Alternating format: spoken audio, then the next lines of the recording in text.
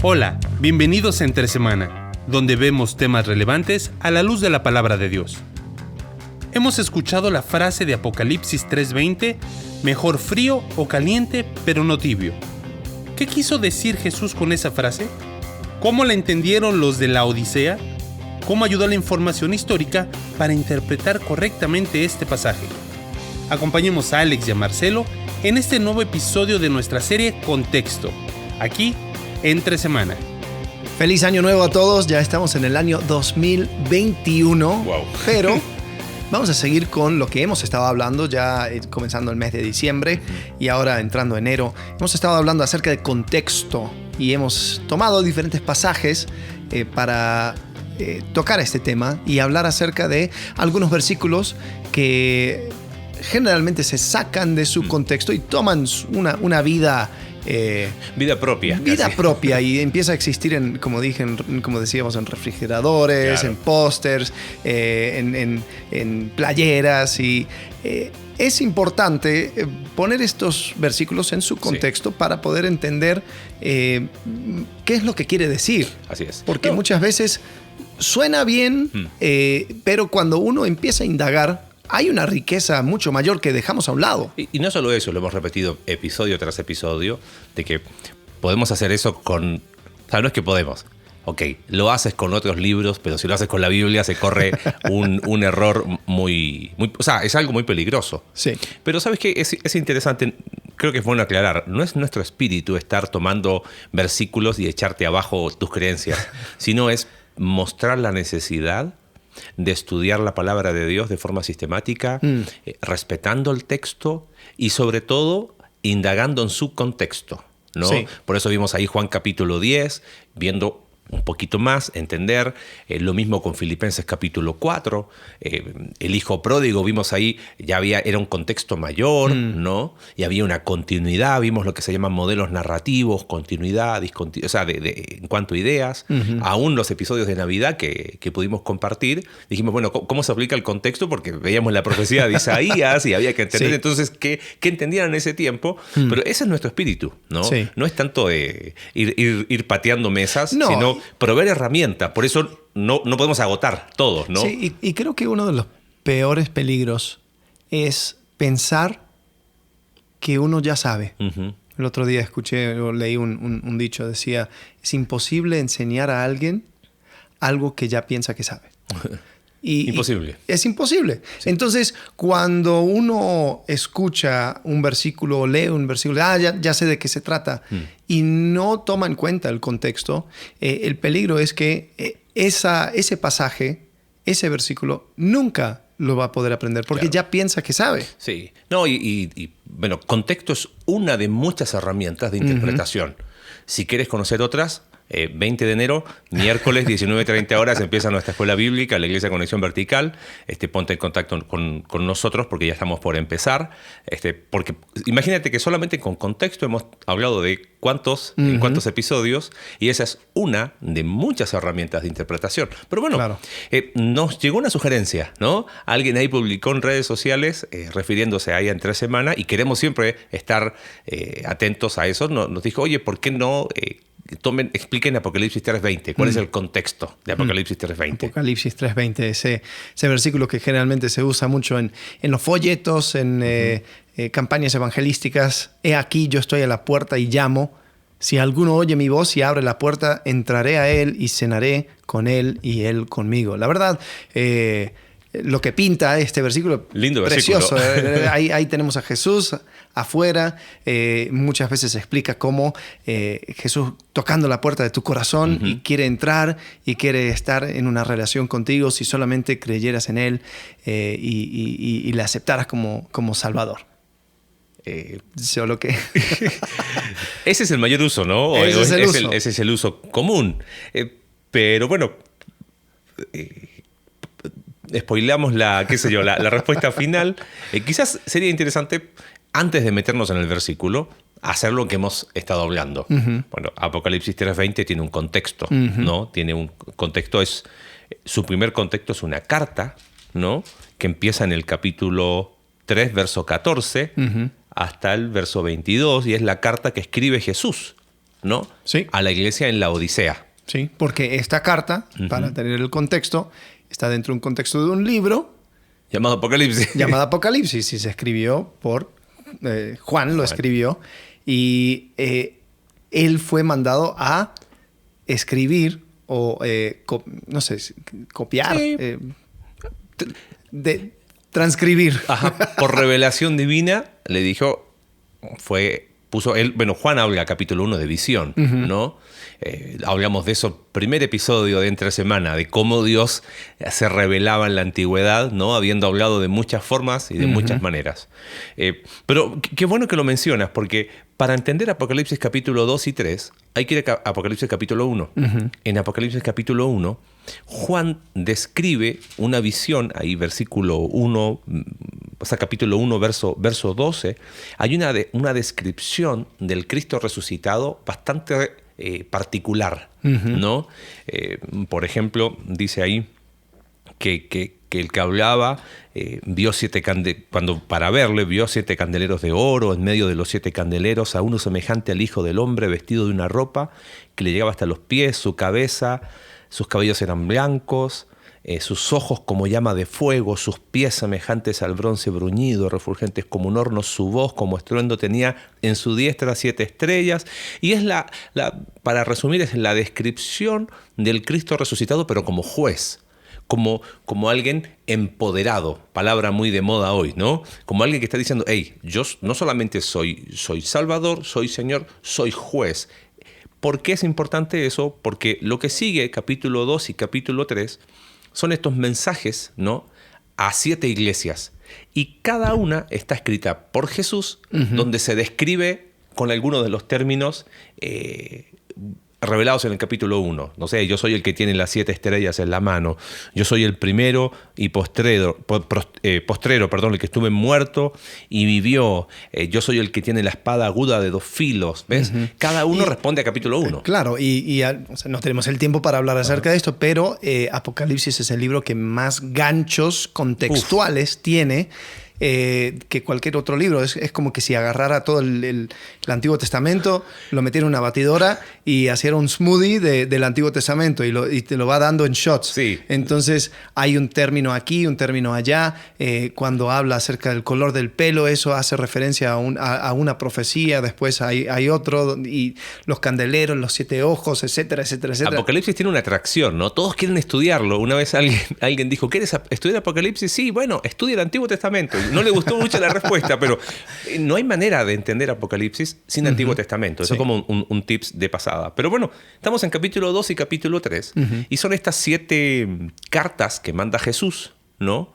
Jesús, porque Él se presenta. Él escribe, claro, Juan escribe el libro, pero es el mensaje de Jesús, claro. Las 7 iglesias, eran iglesias locales específicas en ciudades, Éfeso, Pérgamo, Tiatira, Sardis, Filadelfia, la Odisea, y me faltó que si lo buscaras en un mapa, todos entran dentro de lo que sería Turquía moderna, ¿no?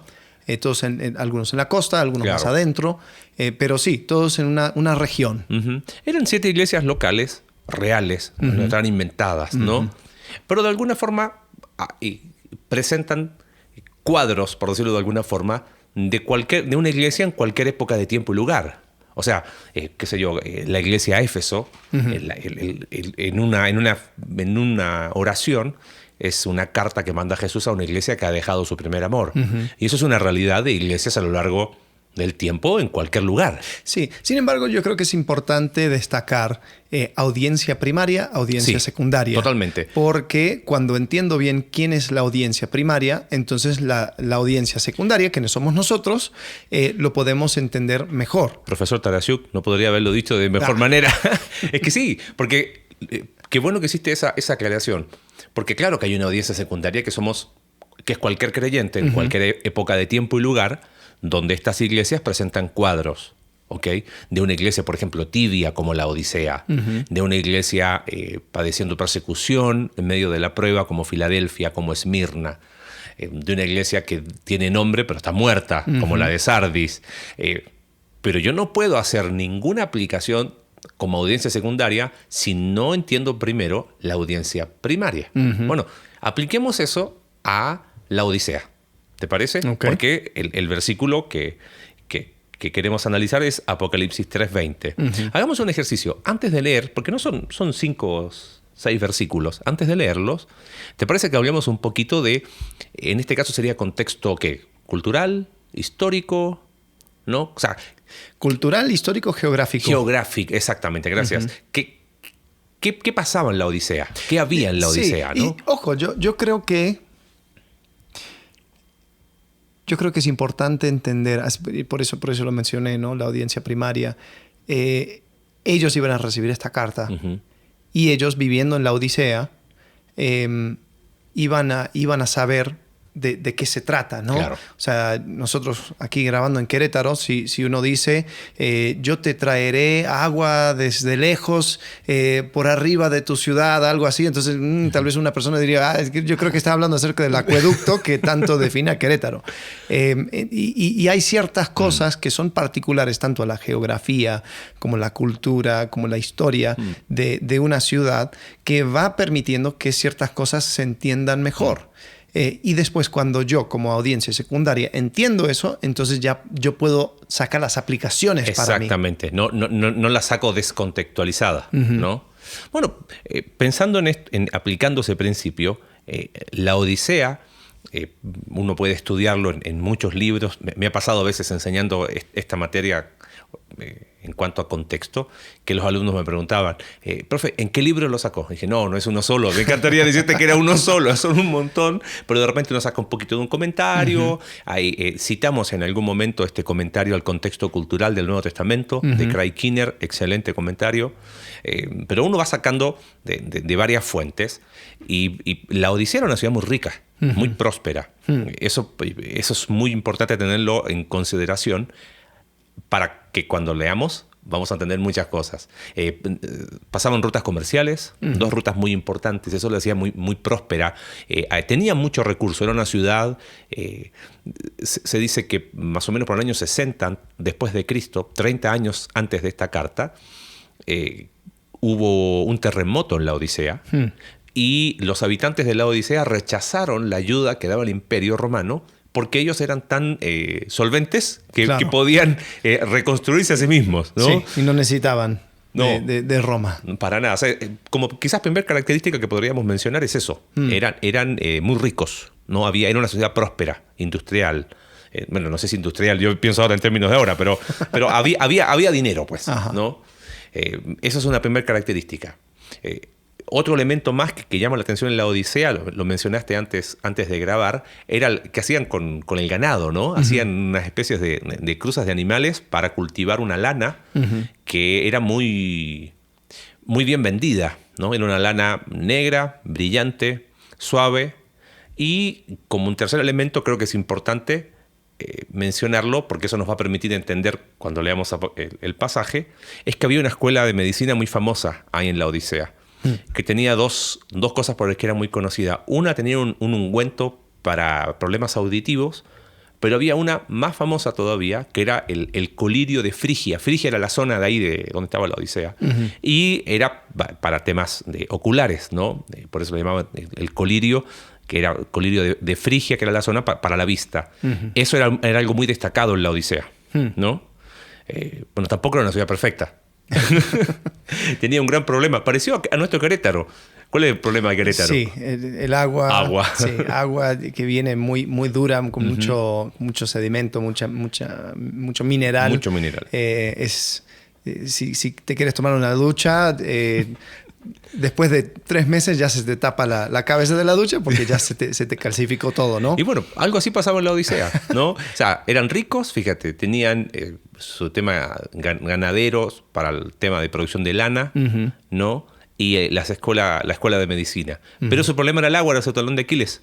Sí, lo que yo pude ver es que tenía 2 ciudades hermanas, ¿no? Heriápolis y Colosas. Colosas, de donde vienen los colosenses, y la carta a los colosenses. Y perdón, y en Colosenses está mencionada la Odisea. Sí. Aparece el capítulo 4. Sí, porque cuando termina Colosenses, Pablo dice, oye... Envíala a los de la Odisea. Sí. Entonces eran ciudades muy cercanas, y Heriápolis tenía las aguas termales, ¿no? Entonces ahí la gente iba para para razones curativas y todo lo demás. Y después Colosas tenían aguas de la montaña, aguas frías, ¿no? Y ahí se juntaba en la Odisea y terminaba siendo una mezcolanza. Y no la tenían cerca. O sea, estamos hablando que estas ciudades estaban la más cercana a 12 kilómetros, ¿no? Entonces, dice que llevaban el agua por tuberías. Bueno, no como lo pensamos nosotros, sino en aquel tiempo. Y el agua llegaba no solo tibia, sino llegaba llena de sedimentos. En aquel tiempo, el agua fría de deshielos se usaba para tomar. Y el agua caliente se usaba, ya sea, como dijiste tú, para términos aguas termales curativas o para bañarse, ¿no? O sea, era útil el agua o fría o caliente, pero había una expresión, el agua tibia no servía para nada, ¿no? Porque no se le podía dar mucha utilidad. Y pasaba que llegaba tibia y que llegaba con mucho sedimento, ¿no? Diríamos que ese sería el contexto geográfico, histórico, cultural, ¿no? De la Odisea. Ahora, leamos la carta, ¿te parece? Sí. ¿La tienes ahí? Aquí lo tengo. Dice, versículo 14, y escribe al ángel de la iglesia en la Odisea, he aquí el amén, el testigo fiel y verdadero, el principio de la creación de Dios, dice esto, yo conozco tus obras, que ni eres frío ni caliente. Ojalá fueses frío o caliente. Pero por cuanto eres tibio y no frío ni caliente, te vomitaré de mi boca. Porque tú dices, yo soy rico, me he enriquecido, y de ninguna cosa tengo necesidad. No sabes que tú eres un desventurado, miserable, pobre, ciego y desnudo. Por tanto, yo te aconsejo que de mí compres oro refinado en fuego para que seas rico, y vestiduras blancas para vestirte, y que no se descubra la vergüenza de tu desnudez. Y unge tus ojos con colirio para que veas. Yo reprendo y castigo a todos los que amo. Sé pues celoso y arrepiéntete. He aquí, yo estoy a la puerta y llamo. Si alguno oye mi voz y abre la puerta, entraré a él y cenaré con él y él conmigo. Al que venciere, le daré que se siente conmigo en mi trono, así como yo he vencido y me he sentado con mi Padre en su trono. El que tiene oído, oiga lo que el Espíritu dice a las iglesias. Ahora se puede entender mejor el versículo 20. ¿No? Pero qué interesante la lectura a los ojos de la explicación histórica que pudimos ver recién, ¿no? Porque fíjate, desmenuzando así rápido algunas cosas, versículo 15, dice, yo conozco tus obras, que ni eres frío ni caliente. Y dice, hay una expresión, ojalá fuese frío o caliente, pero como eres tibio, te vomitaré de mi boca. Bueno, eso también es otro versículo que se saca muchas veces de contexto. Bueno, aprovechemos de analizar, ya que estamos, bueno, ¿no? Sí. Hacemos 2 por 1. Pero bueno, a ver, no es con mal plan, pero debo confesar que muchos de mis héroes son de carne y hueso y se han ido cayendo con el tiempo. Hay un excelente comentarista, don Evis Carballosa, que aún tuve la oportunidad de conocerle cuando vino aquí al campamento ahí en Palabra de Vida en Bernal. Tiene excelentes libros, muy recomendados. Él comenta, su comentario de Apocalipsis es muy bueno, pero mira lo que comenta él de ese pasaje de ojalá fueses tibio. Y dice, estos creyentes no eran fríos, dice, como el hielo, para que pudieran reconocer su profunda necesidad. Tampoco eran calientes, entre paréntesis sirvientes, de manera que estuviesen en consonancia con el criterio de Cristo. El calificativo de tibio, y ahí explica la palabra griega, sugiere que hubo un tiempo en que los creyentes eran calientes, pero ahora se habían enfriado. Con todo el respeto, y sabe mucho más que nosotros juntos, pero ese no es el sentido de ese pasaje, para nada. ¿Estás acusando a... No estoy acusando nada, no. De no usar el contexto. No, porque es excelente, en serio, su comentario es excelente, pero ahí es donde uno dice, hey, pero... ¿Y por qué lo menciono con nombre? No porque sea... Es más, personalmente casi tengo todos sus comentarios, porque me gustan mucho, pero es donde uno se da cuenta que si hay que tener filtro a lo que uno lee. Inspirado, la palabra de Dios. Todo lo demás, libros humanos. Sí. ¿No? Y de lo que uno tiene que aprender a tener paladar. Porque, ¿qué sucede si esa fuera la interpretación? Yo lo he escuchado, no sé si te ha pasado a ti. Sí. Gente que te dice, ¿ves? Dios no le gusta que ser tibio. Yo prefiero ser frío espiritualmente, andar así como esos hipócritas que van el domingo a la iglesia. Entonces, esa mala interpretación da lugar, porque dice, ojalá fuese frío o caliente. Entonces, si yo igualo frialdad a rechazo y tibieza a esa indiferencia, entonces prefiero rechazar hasta que me ponga las pilas, ¿no? Y jamás ese es el sentido. Entendiendo contexto histórico, lo que explicaste del agua, el agua fría tenía una utilidad. El agua caliente tenía una utilidad. El agua tibia, ¿para qué servía?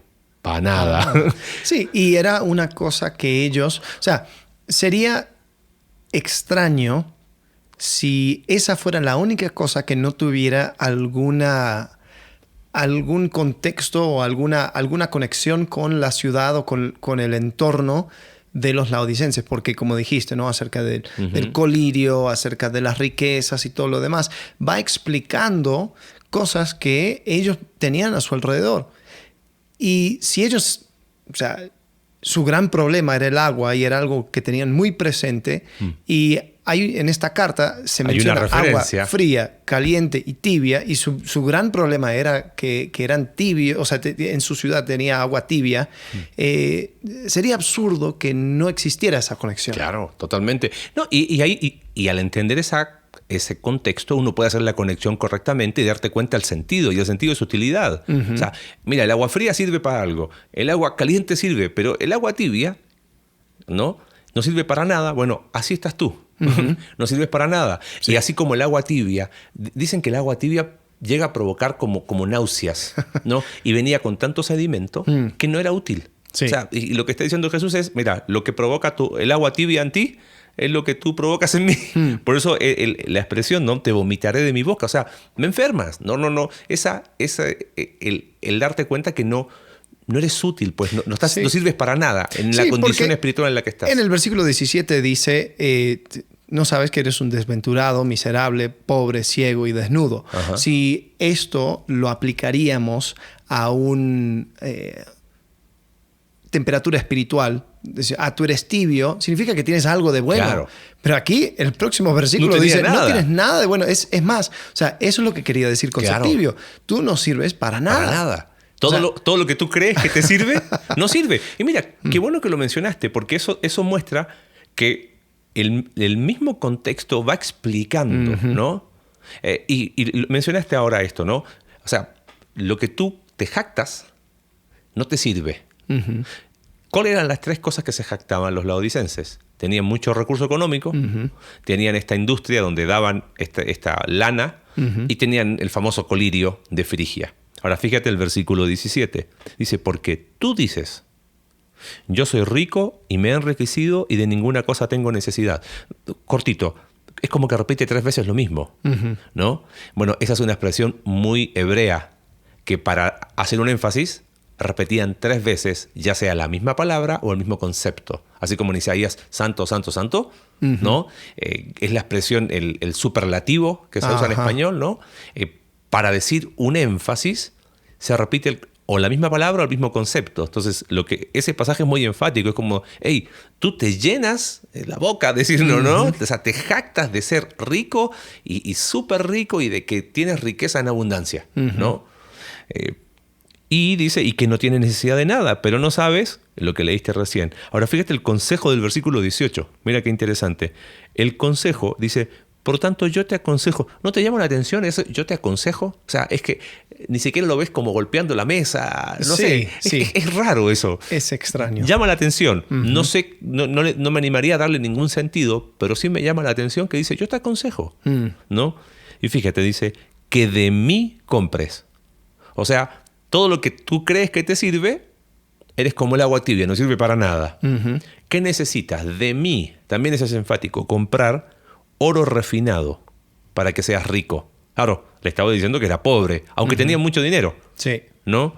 Después les dice, y vestiduras blancas para vestirte y que no se descubra la vergüenza de tu desnudez. Obviamente aquí no hay un contraste blanco bueno y negro malo, por favor. No es así, ¿eh? El tema es contraste de, mira, lo que tú crees que te viste, en realidad no te sirve de nada. Pero mira, unge tus ojos con colirio. O sea, aún hasta por lo que eres famoso, no te sirve de nada, porque tu problema espiritual es que no ves. Obviamente aquí no se refiere al colirio de ellos, sino está hablando en un lenguaje espiritual. Pero mira la riqueza del versículo 18. Toda la explicación que diste de historia, de contexto histórico, explica muy bien qué es lo que quería Jesús transmitirle a esta iglesia, ¿no? Y ahí está la exhortación final del versículo 19. Yo reprendo y castigo a todos los que amo, sé pues celoso y arrepiéntete. Ahora, después de eso viene el versículo 20. Y el versículo 20 es como la bisagra, Ajá. ¿no? Porque aquí es donde da una invitación. Uh-huh. Después de tirar abajo todos los preconceptos que ellos tenían acerca de ellos mismos, y dice, la verdad, no sirves de nada, y aquí estoy y reprendo y castigo al que amo. Dice, pero aquí estoy a la puerta y llamo y estoy dispuesto a entrar en comunión contigo. Y si vences, no solamente vas a estar conmigo, sino que te vas a sentar conmigo en mi trono. Claro. Entonces, hay como una revelación, si se podría decir, se quita la ilusión o el preconcepto o esa fantasía que ellos tenían acerca de ellos mismos, pero no les deja ahí. Sí. Sino que dice... No es solamente diagnóstico, sino hay tratamiento. Claro, ¿no? claro. Ahora, dijiste algo y me gustaría que lo puedas precisar ahora, porque hay una invitación a comunión, habla de cenaré, ¿no? Pero antes del 20 está el 19. Y el 19 es la etiqueta de vestimenta para esa cena, porque es arrepiéntete, Sí. ¿no? Si vas aquí estoy, la invitación, o sea, te eché abajo todo lo que tú creías que eras. Mira, aquí está. Si quieres venir a cenar, yo estoy aquí. Te estoy invitando, como dijiste tú. Pero hay ¿cómo etiqueta se le llama? Código de vestimenta. No tiene un nombre cuando te invitan a un lugar y uno dice, oye, ¿cómo es para ir vestido? Ajá. Te habrá pasado alguna vez de haber ido vestido algo no acorde al lugar, pero acá dice, mira, hay una forma de venir a esta cena. Bueno, ¿cuál sería entonces el sentido del versículo 20? ¿Es una invitación a qué? ¿Sabes qué? Yo creo que mucho tiene que ver con la parábola de Jesús cuando habla acerca de la fiesta y le da una vestimenta particular. Y aquí dice, para que seas rico y vestiduras blancas para vestirte. Y después dice explícitamente, arrepiéntete, ¿no? Y creo que es una invitación a entrar en esa comunión íntima, de comer, de invitarle a la mesa, de tener a Jesús ahí, no solamente en un sentido como somos iglesia, así como los judíos tenemos el templo, sí, somos hijos de Dios, pero una relación verdadera. Bueno, ahí está la clave, el cenaré, el concepto judío de comer juntos está acá, ¿no? Y lo explicaste en algún domingo, ¿no? Cuando estuvimos la serie de ahí de Aprendiendo a hacer iglesia en tiempos de pandemia, que estudiamos Romanos, que el hecho de compartir la mesa es casi el acto de mayor intimidad que pueden tener dos personas. O sea, te estoy invitando a tener una comunión que no tengo con otras personas, ¿no? Sí. Eso a lo mejor nosotros no lo vemos muy... Si quiero invitar a comer a alguien, me voy a un restaurante. A lo mejor no lo invito a mi casa. Sí. Hay gente que se incomoda, pero no, acá, si yo te invitaba a casa, tenía un trasfondo muy... O sea, comunicaba una idea muy fuerte de comunión, ¿no? Entonces, y el versículo 19 dice, yo reprendo, castigo a todos los que amo. Está hablando de ahí una relación filial. Sí. Entonces... que ya está establecida. El problema con usar este versículo en un contexto evangelístico es que ya eso no entra en el contexto, porque supuestamente, cuando lo usas en ese contexto, Jesús está a la puerta y está llamando a no creyentes, pero después ahí no aplicaría el versículo 19.